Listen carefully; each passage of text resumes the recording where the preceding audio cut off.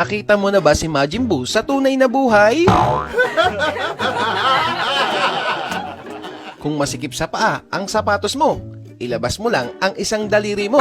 Sigurado, magkakasya yan. Fish lover ka ba? Baka bet mo ang tsinelas na ito. Malinis na ang hasang niyan, ha? Paalala lang sa mga mahilig gumamit ng ganitong tsinelas.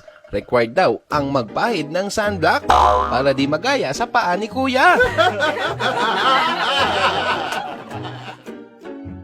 Nasubukan mo na bang mag-SM sa palengke?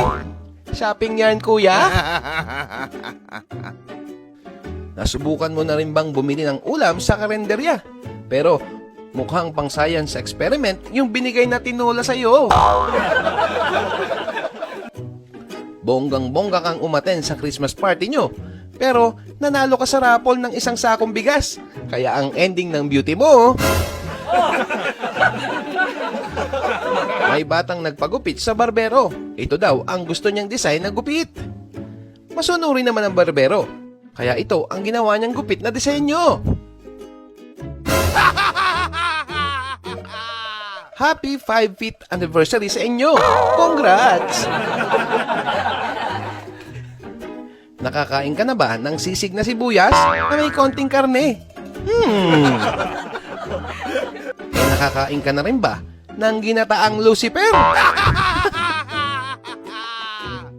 Oy, magpapasko na! May reindeer headband ka na ba? May itinitindang chicken oil yung kapitbahay ko. 50 pesos lang, oh. Nangangamba lang ako kasi pinagprituhan ng manok ang chicken oil. Kung di ka marunong gumamit ng chopsticks, gayahin mo ang discarding ito. Mahilig ka ba sa maanghang? Para sa'yo to. Headses. Balita ko, sobrang engheng niyan. Kung nabasag at nahati ang orasan mo, pwede pa naman niyang drawingan, kagaya nito. Kakailanganin mo muna maglakad patagilid para makaihi sa CR na ito. Gusto mo ba ng malupit na ihawan sa bahay mo?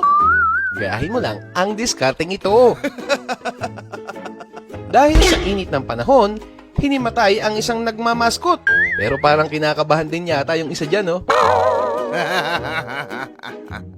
And speaking of mainit na panahon, kakailanganin mo ng isang portable aircon na katulad ng ginagamit ni Kuya.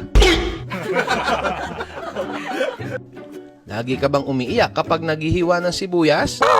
Bakit di mo subukang mag-face shield? Kung walang mapatungang mesa ang cellphone mo habang nagcha-charge, gumamit ka lang ng sapatos. Astig, di ba? Kung wala ka namang sapatos, pwede ka naman dumiskarte ng ganito. Malupit na friendship dress baka mo. Malupit na couple dress.